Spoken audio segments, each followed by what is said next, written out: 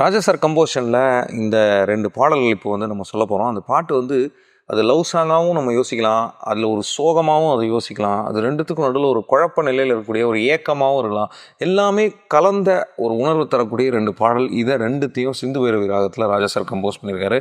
ஒன்று எங்கள் ஊர் பாட்டுக்காரனில் வரக்கூடிய செண்பகமே செண்பகமே தென்பொதிகை சந்தனமே, இன்னொன்று 3ஆம் பிறையில் வரக்கூடிய பூங்காற்று புதிதானது புது வாழ்வு சதிராடுது.